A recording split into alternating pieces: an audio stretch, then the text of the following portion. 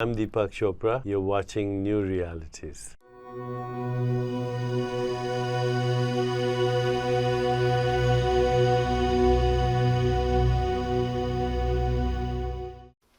Welcome back to New Realities. I'm Alan Steinfeld. I'm here with the Hurtaks and their new book, or part of their new book, called Sound, Profound Experiences with Chanting, Toning, Music, and Healing Frequencies, published by Sacred Spaces. It's just out, and we're going to be talking about the nature of sound as it's seen from the perspective of archaeological, linguistic, vibrational, and spiritual evolution. So thank you, Hurtaks, Drs. JJ and Desiree.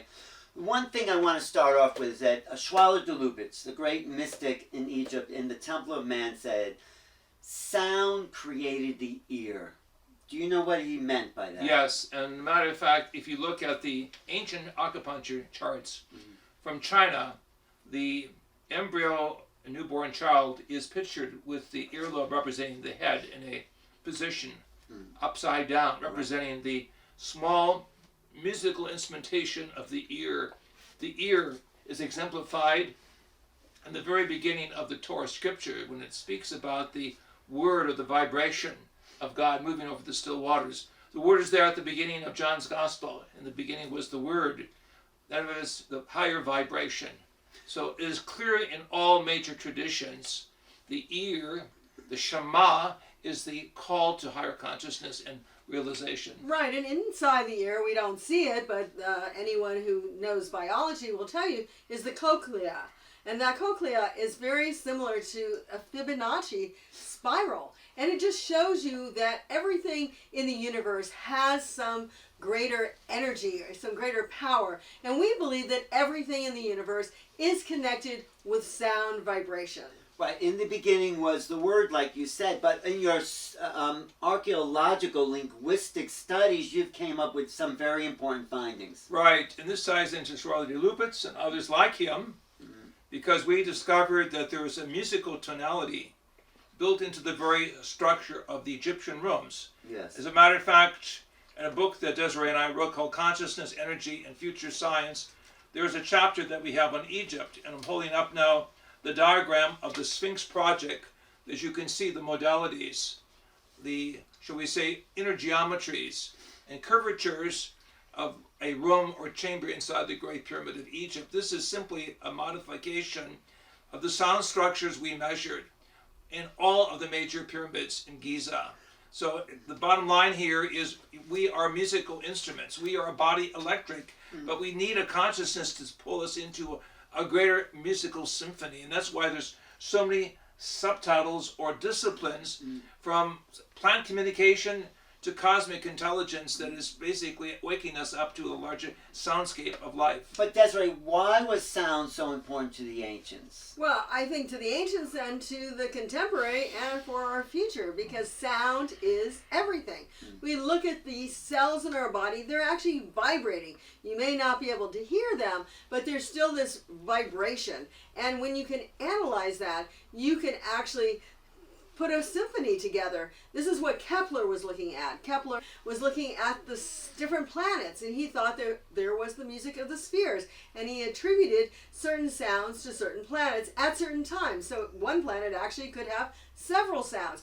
Everything is vibration. I think that's our motto for the book. But in addition to that, that means that everyone has their own vibration. Everyone has their own tone that they put into the cosmic whole. So we are musicologists, social scientists, linguists, but also those who have been able to work with leading musicologists like Alan Howarth, is working with Star Trek, special music effects, Alice Coltrane, the mother of American jazz music, others. Steve Halpern, the founder of spiritual New Age music. The father of New Age music. All of them have been connected with the Academy for Future Science, which is science guided by consciousness and musical vibration. In fact, the keys of Enoch cannot be understood without music and vibration. And this is why we pictured the return of the dove on the cover, which means higher sound communication that opens the seven seals or the hand clap on 7 different levels. No, I like what you're saying because we all have our own unique vibration, which is our real essential name. But I want to go just a little deeper and talk about the magic of hearing the universe as incarnational beings, as the simulation of the divine. How is it that we're here to hear the sound? What is the spiritual evolution? Because you have a chapter in here called Sound Waves and Spirit, so talk about that. Well, I would like to say, of course, there's the big contention in philosophy is if a tree falls in the woods and no one's around, does it make a sound? And I would say yes, because the tree itself is part of the cosmic symphony. And so everything in life, whether it's the birds, the bees, the animals, all are connected with sound frequencies, even those that you don't literally hear, like a tree or a plant. We work with Marcel Vogel At IBM. and he was able to really communicate with plants. And of course, in this book, we talk with our friends, Darren Curtis and Bradley Pitt, who have used this device, which they created, but also Damenhor has a similar device where you put an anode on one of the leaves and another into the soil, and you can literally get the plants to sing. And sometimes they're quiet, but if you give them energy, if you talk around them, move around them, they start making sound. They put together 15 plants to make literally a symphony. And they're part of the book. Right. So this book traces really the whole profile of the human, particularly why we're in this shape as a musical instrument. We are a body electric, waking up to our cosmic potential.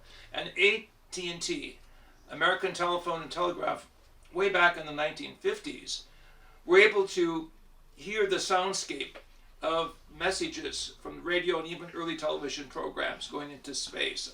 The fact that even Carl Sagan would laugh at the notion that we can still hear the I Love Lucy programs in space. How is it possible? Because we are a tuning fork attuned to the cosmic vibrations within and without.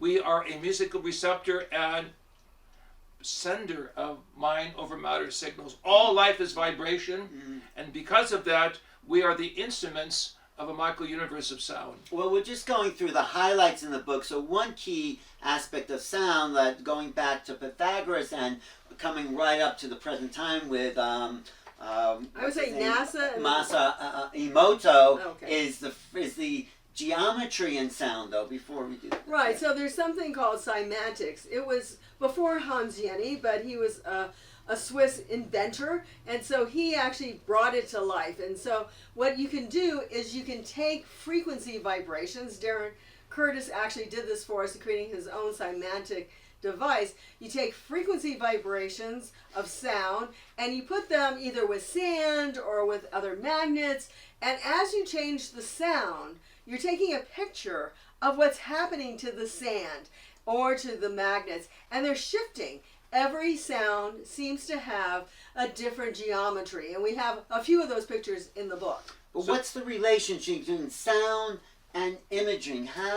Why is that important? How does that affect us? I think that question was answered by Namjoon Paik, an American Korean who came to Cal Arts in the early 70s. We were on the faculty together with the School of Critical Studies in Music, who developed the first video synthesizer, showing how the thoughts and even the voices regulate the imprint we see on an oscilloscope, showing that there's a bioelectric coupling, we would call a coordination, built into the way we think and produce sound waves.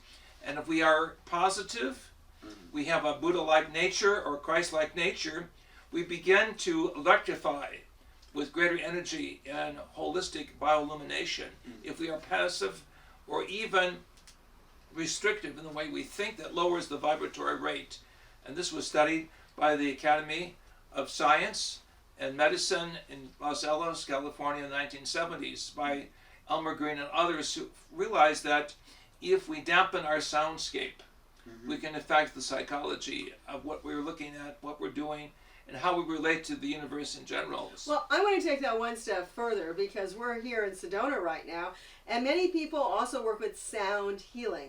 I believe that everything, as I mentioned earlier, is its own musical symphony. And so the vibrations of what creates me, whether it's the 5 fingers and 5 toes versus something else, or whether it's the way the bones are divided, all of that is geometry, and geometry is sound. Sound is also geometry. So you put that together, you go back to Royal Raymond Rife, who said, let me help to try to heal the body with sound frequencies. Now you jump forward to modern times, and you have a company called NovoCure, which it gives you sound frequencies to help stop, we'll say, cancer cells from dividing all the time. And they're FDA approved, they're used worldwide, and they understand sound is important. They use something called tumor treating fields. Now, it's a field, it's an energy. You don't hear it when you're under the therapy, but as I mentioned, every sound is a geometry, and every geometry is a sound. So once we understand the vibrations of our body, we understand not only how we got here, who we are, but how we can interact and heal each other and help each other. So our book really is a blueprint of consciousness and music from A to Z, breaking down into independent frequencies, modalities, and even, should we say, archaeological as well as oceanography. That we hear the sounds of the dolphins, we hear the sounds of echoing acoustical frequencies in the pyramids, for example, in Mexico, and each one realize that they both share common features, right? The infrared to the ultraviolet, and we found that at a certain frequency of F sharp, a light manifestation took place in the Grand Gallery of the Great Pyramid of Egypt. And we see this in the picture that was taken, remarkably as it may sound and seem.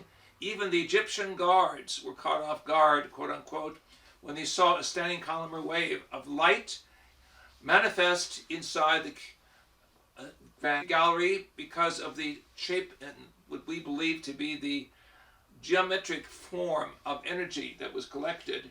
The standing waves produced a superluminal light burst. Ironically, the guards and the people we worked with on the top of the pyramid at the same time began to dance because they felt a momentary shift of energy. In essence, the Great Pyramid is a musical broadcasting machine. It is a basic geometry of the pyramidal brain cells within our mind and how we can cooperate, shall we say, as a musical machine in co-creation. Well, I think all temples are like that. The temples themselves, especially the very ancient ones, were designed for sound.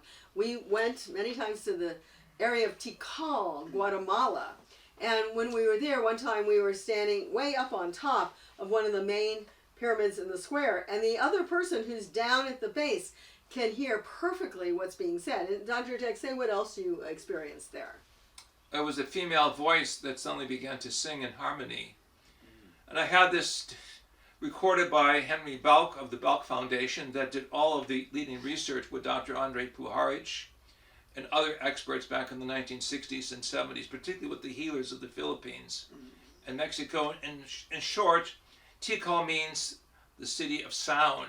And there we were on top of one of the pyramids, and I was singing, and a female voice came. I had the tape of that example of Mind Over Matter analyzed by Sela Vadaci, the famous Romanian orchestra leader, and he said that there was definitely a paraphysical frequency that was activated at that particular point on top of the pyramid. So I wasn't singing, there was no women around, it was late at night. Took place in the early 80s, and when he was singing, there was this female voice that was heard it too? Oh yeah, it's on tape. Okay. That was in harmony. It wasn't even just repeating him. It wasn't an echo. It actually went into other harmonics. What was happening there, you think? Well, we were trying to activate the temples, and I believe the we temples could do that. were arranged like an orchestra pit with the various instrumentations illustrated by different shapes of the pyramids, platforms, and other columns that were part of why Tikal was called the city of sound.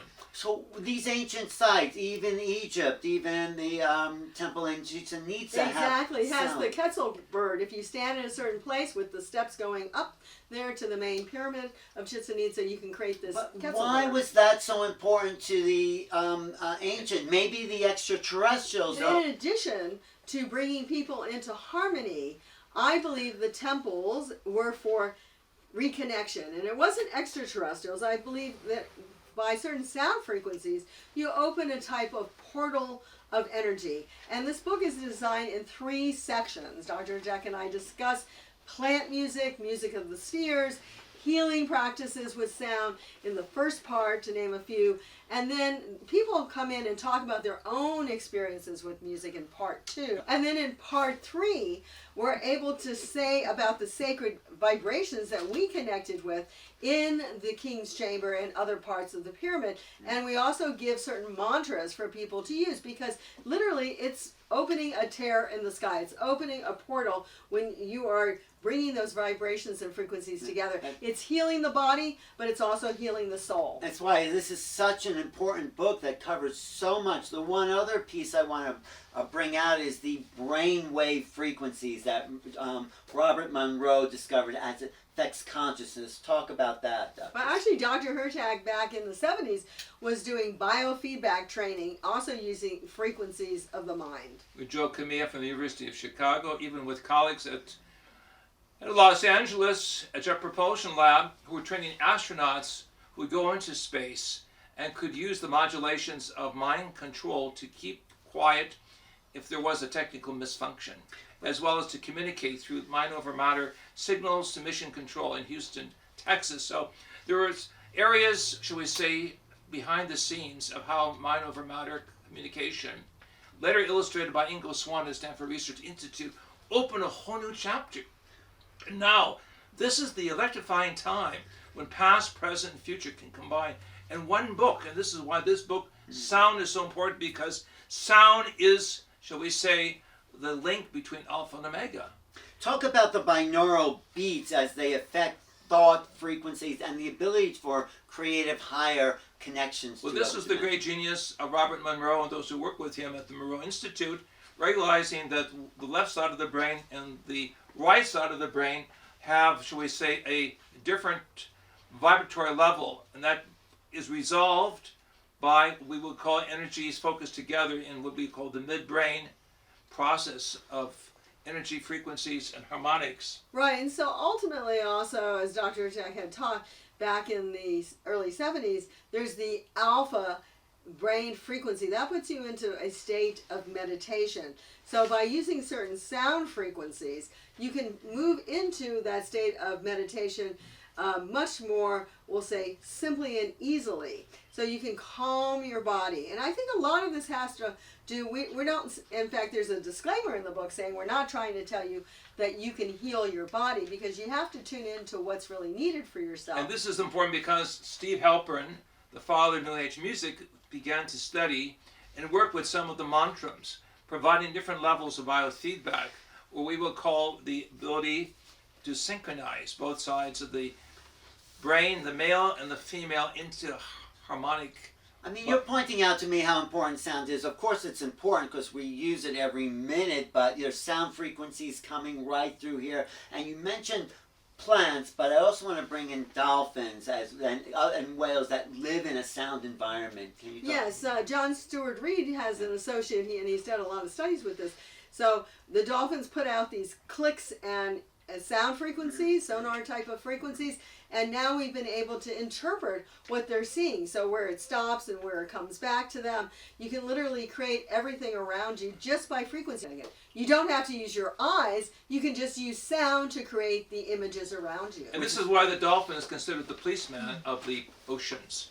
Over 600 different languages or signals the dolphin can respond to and protect people from, for example, sharks or dangerous situations, as we have found through experts working in South Africa with using dolphins really around beach areas as early warning systems. So even the Navy was using dolphins as early warning probes. Well, yeah, that goes back to the work of John Lilly, who I actually edited a video for, and he says the magic of dolphins, they can emit more than one sound at a time. Like right now, one sound, they can do 4 sounds at a time, and also when they sonar, they're getting an image from the sound into their minds. But now we've actually been able to take that sonar and see the image. That's what's so cool. Interesting. Yeah. Wow. So the future of sound, let's talk it, because your work is moving, it's evolutionary. What is the future? What new realities is to bring a whole new reality that comes through sound vibration, but it has to be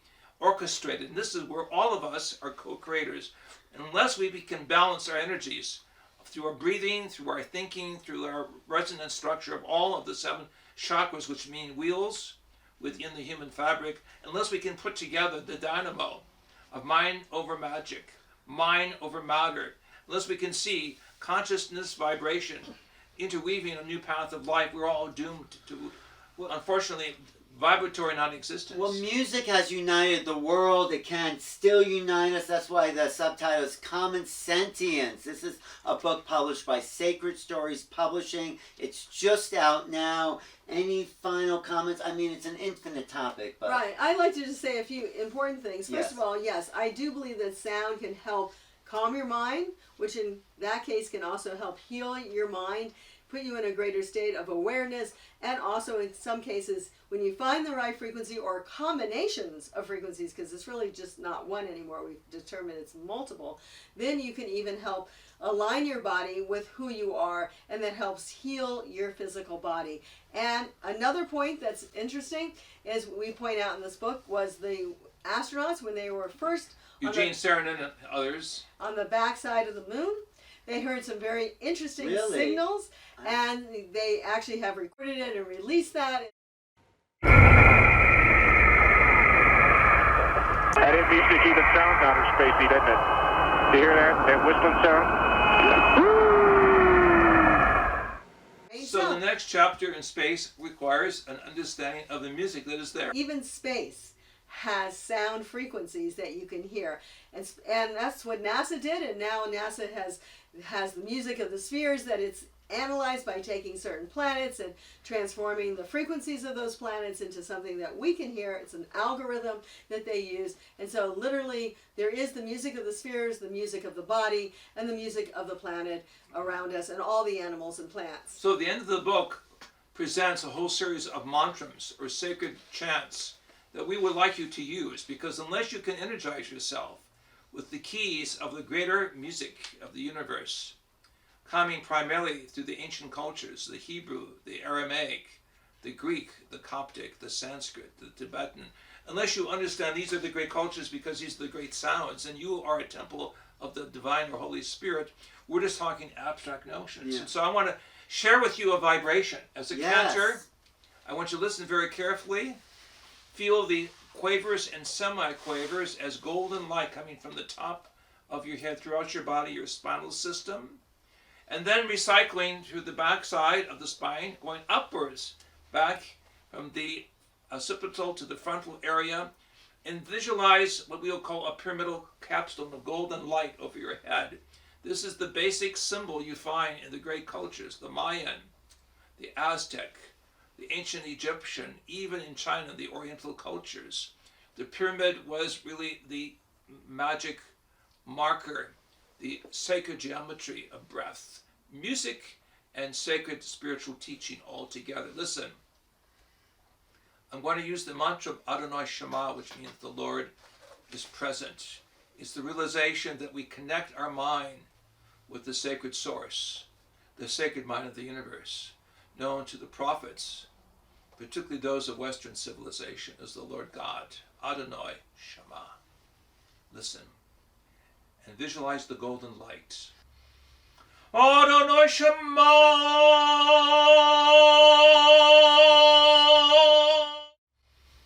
Adonai Shema.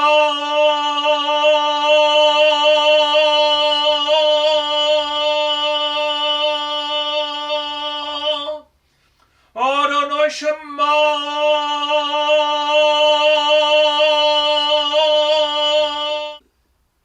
Taking a deep breath, feel the sound touch the base of your spine. Feel little sparks of energy come up the spine, centered in your heart, which is your hidden mind, and flowing throughout your body, which is the DNA network, which is your third mind. And feel the words of King David in Psalm 51 when he speaks of the mind and spirit converging into the willing spirit, the new spirit, and the Holy Spirit. And thus we realize we are the temple of spirit. And without this breathing, without this vibration, of sacred space within our physical human form, we can never attain what the ancients understood as the voice of the eternal speaking within us. The sounds of beauty broadcasting from within us to the greater cosmos. And the voice from the angelic kingdom we will call now the ultra-terrestrial intelligence, speaking through the music of the spheres, as the Greek philosophers spoke of it, into the heartbeat of every pulse, every mantra, every joyous reflection, that we are discovering the divine and the human sharing the same divine language. Beautiful, beautiful. So get this book. It's a very important message to the world about the magic of creation, the ability to feel and hear and transmit vibrations is one of the most precious experiences of human beings. Why not get a further education about it from this book? Right, it's available on Amazon.com, and in addition, as I mentioned, part 2 has various people who've contributed, such as Stephen Halpern and my friend Brad Pitt and Darren Curtis. As well as Eureka Granoger from Europe. And Soren Michael White, he's a really great person who tunes into different frequencies. So this is a really valuable book, Sacred Stories Publishing. So this is the time of soul symphonies, synergistic symphonies, and, shall we say, a whole new drama of the gathering of the 12 tribes of humanity into spiritual unity through music. And sound will pull the world together in a universe. Thank you. Thank you for watching. I'm Alan Steinfeld, along with Drs. JJ and Drs. Desiree Hurtak. And see us on New Realities. Thanks for watching. See the programs. Thanks so much. See you next time.